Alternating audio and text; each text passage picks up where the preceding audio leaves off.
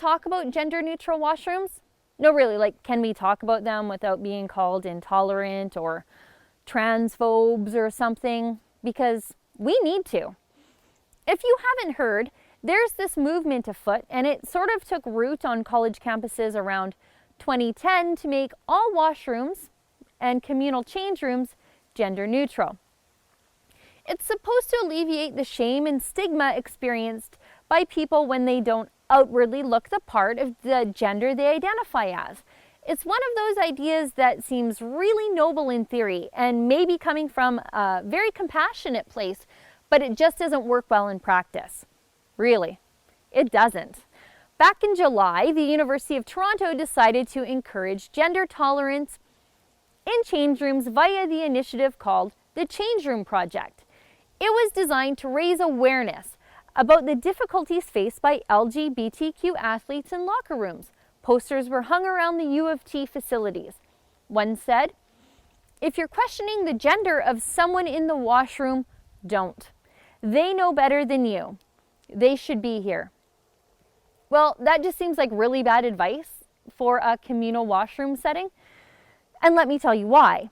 A mere 2 months later, U of T is reassessing its gender-neutral bathroom policy after 2 women became the victims of voyeurism after being filmed in the shower in a gender-neutral washroom.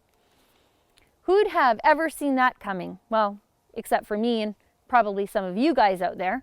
I can find many examples of freaks and weirdos abusing gender-neutral bathrooms or exploiting the advice we are constantly given to not wonder about gender.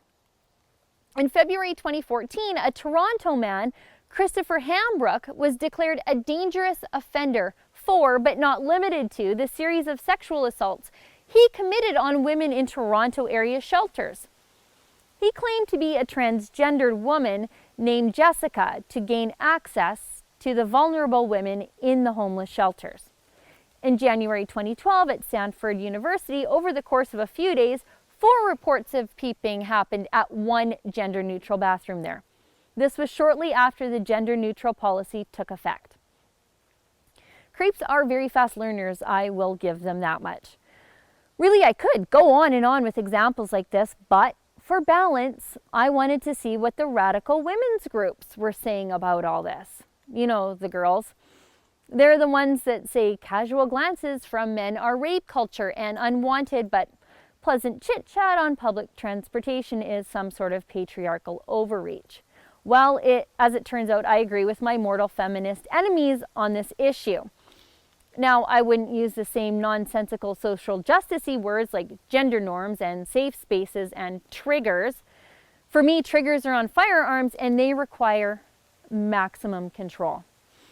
But if being triggered is the same thing as being startled and taken aback to see male genitals in the ladies' locker room, then yes, that would trigger me. The radical feminists and I took 2 different routes to get to the same destination. They're scared to death of all men and anything male, so they don't want men in any of their safe spaces or around them or on the earth, I think. Whereas I love men, but I'm scared of weirdos and rapists that would exploit tolerance to get access to me, my daughters, my mom.